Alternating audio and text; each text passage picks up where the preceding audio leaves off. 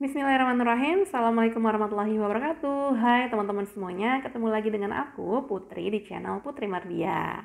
Oke, di video sebelumnya aku udah ngejelasin nih teman-teman tentang pengumuman PPG Prajabatan 2022. Nah, di video kali ini aku akan ngejelasin mengenai tahapan seleksi PPG Prajabatan 2022. Apa aja sih yang akan diseleksiin di tahun ini? Yuk simak ya teman-teman video kali ini sampai habis. Dan teman-teman aku minta tolong untuk di subscribe, di like, dan juga di komen. Baiklah teman-teman, saya akan menjelaskan tahapan seleksi PPG Prajabatan 2022. Nah, nanti di layar kaca teman-teman ini nanti akan ada slide, jadi saya akan jelasin ya teman-teman. Oke, ini adalah desain seleksi nih teman-teman. Nah, desain seleksinya ini, seleksi yang pertama itu teman-teman akan mengikuti seleksi administrasi. Administrasi itu yang seperti apa sih? Yang teman-teman isi data di dalam portal atau website ppg.kemdikbud.go.id. Teman-teman, administrasi itu isinya apa? Isinya ada esai dan juga CV. Nah, CV dan esai ini menginformasikan mengenai diri teman-teman. Tidak hanya tentang data diri, tetapi juga pengalaman-pengalaman teman-teman selama ini. Misalnya pengalaman mengajar, kalau misalnya teman-teman sudah pernah, pengalaman pelatihan, pengalaman berorganisasi, pengalaman bekerja, dan aktivitas hobi. Untuk selengkapnya nanti saya akan jelasin selanjutnya. Nah, selanjutnya itu setelah teman-teman seleksi administrasi, teman-teman akan melakukan tes substantif. Apa itu tes substantif? Beberapa tes yang isinya tentang tes penguasaan konten dan juga tes kemampuan dasar teman-teman seperti literasi dan juga numerasi. Nah, terakhir teman-teman akan mengikuti tes wawancara. Tes wawancara itu isinya tentang kompetensi, kepribadian, motivasi, dan kognitif teman-teman mengikuti PPG Prajabatan 2022. Nah, tiga tahapan seleksi ini itu akan dilakukan sistem gugur nih teman-teman. Jadi kalau teman-teman lulus administrasi, maka teman-teman akan mengikuti tes substantif. Terus kalau teman-teman lulus tes substantif, teman-teman akan mengikuti tes wawancara. Nah, maka dari itu teman-teman harus benar-benar serius mengisi data diri yang ada di website atau portal PPG Prajabatan 2022 ini. Nah, setelah itu ketika teman-teman sudah tahu lolos, yuk kita lihat jadwalnya dulu ya. Untuk jadwal kegiatannya, jadwal seleksinya, seleksi administrasi sekarang sudah dibuka nih teman-teman. Maksudnya untuk teman-teman mengisi data dan segala macam itu sudah dibuka pada tanggal 1 sampai dengan 30 Juni 2022. Nah, untuk hasil seleksinya itu akan diumumkan di tanggal 6 Juli 2022 teman-teman. Nah, setelah teman-teman sudah tahu lulus, teman-teman akan diberikan cetak kartu peserta. Nah, lalu teman-teman akan melaksanakan tes substantif. Apa aja menjadi kriteria dari seleksi administrasi? Yang sudah jelas dokumen-dokumen yang teman-teman isi itu benar adanya, terus sesuai dan lengkap teman-teman. Gitu. Selanjutnya teman-teman akan melakukan tes substantif yang akan dilakukan di tanggal 11 dan tanggal sampai dengan 19 Juli 2022. Nah, tes substantif ini dilakukannya itu secara luring ya teman-teman. Langsung di LPTK yang teman-teman udah pilih gitu. Dia menggunakan CAT, tidak jauh beda seperti CPNS ya teman-teman ya. Selanjutnya, jika teman-teman sudah lolos tes substantif, teman-teman akan mengikuti tes wawancara. Biasanya ya, mengikuti tes wawancara ini, mereka yang bisa dibilang sudah 90% akan menjadi calon mahasiswa nih teman-teman. Nah, tes wawancara ini dilakukannya secara daring. Jadi nanti teman-teman akan mendapatkan jadwal untuk melakukan wawancara via online ya, dengan yang pewawancaranya. Terus wawancara ini dilakukan 2 gelombang teman-teman. 2 gelombang ini maksudnya gelombang 1 itu jika teman-teman ada yang tidak lulus atau ada yang mengundurkan diri pada saat melakukan tes wawancara pertama, teman-teman itu akan kekurangan dari formasinya itu akan diisi oleh teman-teman yang kemarin menjadi cadangan di tes substantif. Seperti itu, kurang lebih seperti itu teman-teman yang informasi yang saya dapatkan. Oke, nah daripada kita lanjut ke bawah, saya mau jelasin secara detail mengenai administrasi. Oke, di sini teman-teman akan melihat karena saya nggak bisa masuk ke sistemnya ya teman-teman, jadi saya kasih gambaran kurang lebih itu seperti ini yang akan tampil. Jadi administrasi itu terdiri dari tiga poin. Yang pertama adalah poin biodata diri. Setelah biodata diri teman-teman isi, teman-teman akan dan harus mengisi esai. Setelah biodata diri dan esai teman-teman sudah isi, teman-teman wajib melakukan pembayaran. Pembayarannya sebesar apa? Yaitu sebesar 200.000 ya teman-teman. Ya. Oke, ini adalah biodata diri teman-teman. Jadi biodata diri ini isinya ada 10 poin yang harus teman-teman isi. Yang pertama itu adalah informasi umum, biodata dan biodata kemahasiswaan. Nah, informasi umum dan biodata kemahasiswaan ini kurang lebih yaitu 6 biodata diri teman-teman lah. Nama, tempat tinggal, alamat, terus kemahasiswaan berarti teman-teman ngisi tentang universitas teman-teman, terus jurusan teman-teman dan segala macam ya. Nah, selanjutnya itu ada bidang studi. Nah, bidang studi ini adalah teman-teman disuruh milih bidang studi mana yang akan teman-teman ikuti selama PPG Prajabatan 2022. Nah, yang akan keluar itu hanya bidang studi yang sesuai atau linear dengan jurusan teman-teman. Misalnya teman-teman PGSD, otomatis yang keluar itu ya hanya PGSD. Atau misalnya teman-teman jurusan bahasa Inggris, ya otomatis yang keluar itu ada bahasa Inggris. Mungkin ada beberapa jurusan yang akan keluar beberapa option, nah itu teman-teman pilih ya. Terus nanti di bidang studi itu teman-teman juga akan disuruh milih LPTK mana yang untuk menjadi TUK teman-teman melakukan tes substantif. Seperti itu ya. Selanjutnya teman-teman mengisi pengalaman mengikuti pelatihan. Pastilah teman-teman selama kuliah pernah mengikuti pelatihan baik dari kampus maupun teman-teman ikutin sendiri. Nah, teman-teman isi pelatihan tersebut ya. Selanjutnya pengalaman berorganisasi. Nah, teman-teman isi pengalaman organisasi teman-teman. Kalaupun misalnya tidak ada, isi aja organisasi mini atau organisasi simpel yang pernah teman-teman ikuti. Ya, kalau bisa semuanya diisi teman-teman. Oke, untuk pengalaman relawan teman-teman juga isi jika teman-teman punya pengalaman volunteer, jadi volunteer apa kayak gitu. Kalau saya itu suka juga ikutan volunteer seperti ini teman-teman.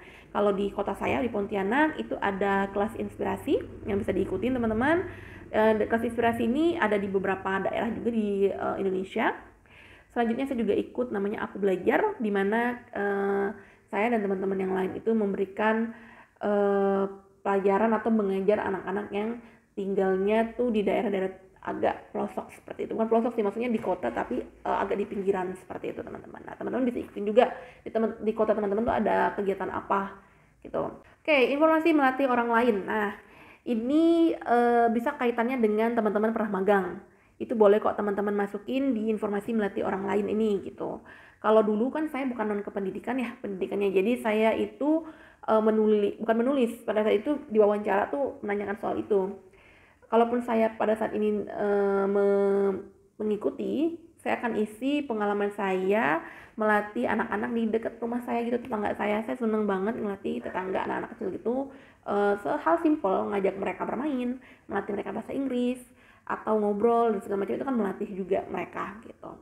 Selanjutnya untuk hobi tidak mesti kok harus berhubungan sama dunia pendidikan. Teman-teman hobi apa aja yang teman-teman punya, kayak musik, atau teman-teman suka memasak, atau teman-teman suka membaca, atau apapun itu nggak masalah menurut saya ya. Selanjutnya itu adalah kontak darurat. Nah, kontak darurat ini adalah kontak bisa orang tua kalian, terus saudara kalian atau wali kalian. Jadi kalau misalnya suatu hari atau suatu saat teman-teman ada apa-apa ya bisa dihubungin orang yang teman-teman cantumin di kontak darurat ini.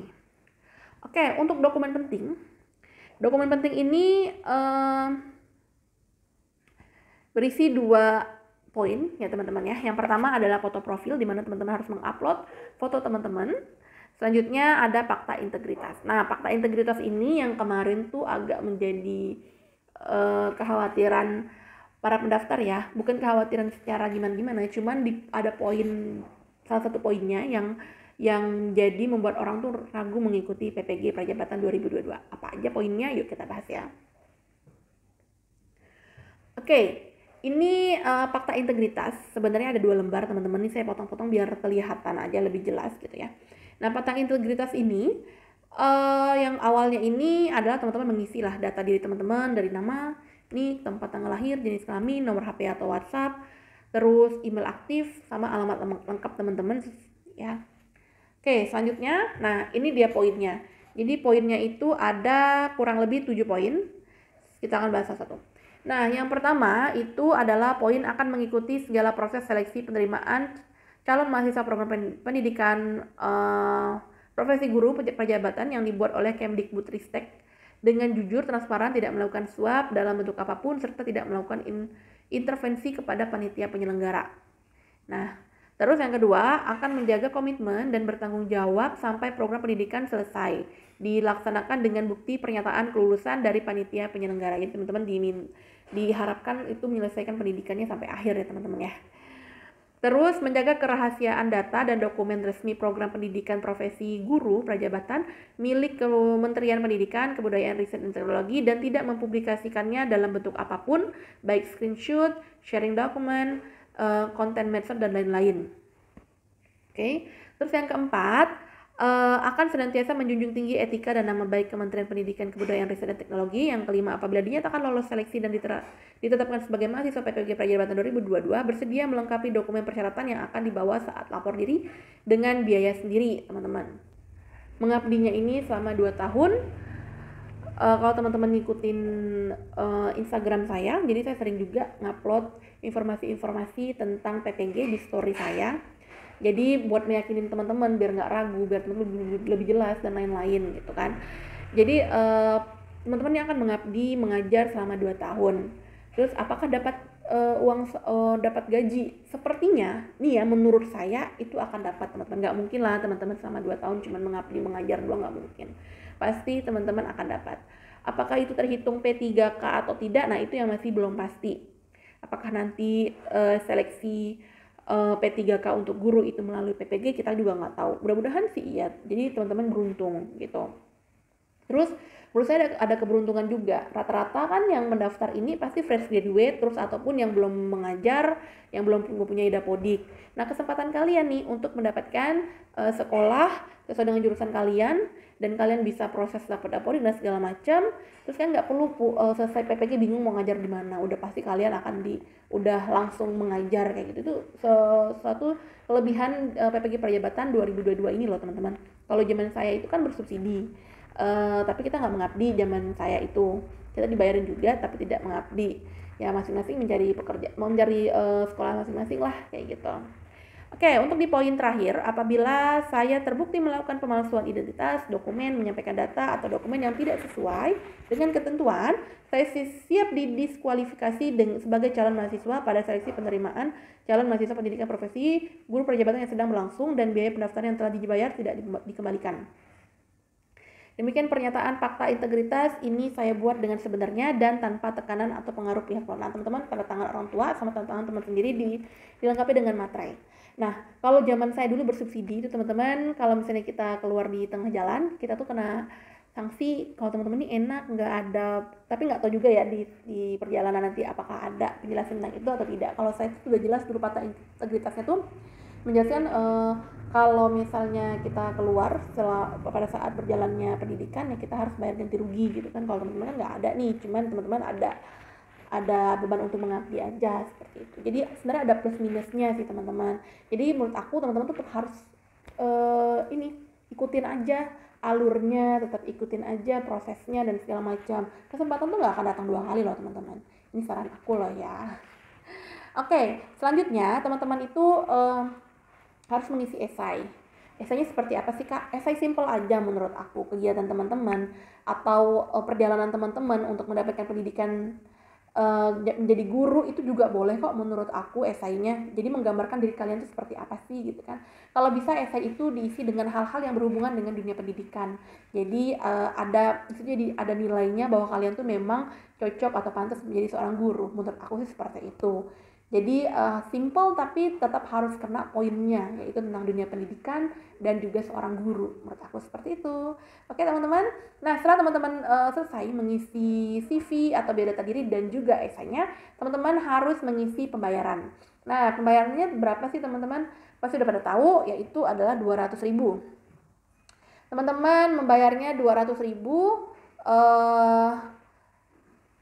itu melalui ini ya, kalau nggak salah melalui transferan kayak gitu teman-teman. Habis itu ya sudah, teman-teman tinggal menunggu hasil seleksi administrasinya. Oh ya, dan pastinya teman-teman sebelum pembayaran, teman-teman pastiin dulu memang semua data sudah teman-teman isi dan tidak ada kesalahan gitu ya, biar tidak galau ini beneran apa enggak ya, mending cek aja, double check dan segala macam. Oke. So, paling itu aja yang pengen aku sampaikan ke teman-teman untuk seleksi substantif dan juga seleksi wawancaranya seperti apa. Nantikan video aku berikutnya. Jangan lupa di subscribe, like, dan juga di komen ya teman-teman. Semangat untuk daftarnya, jangan ragu-ragu. Daftar aja dulu ya.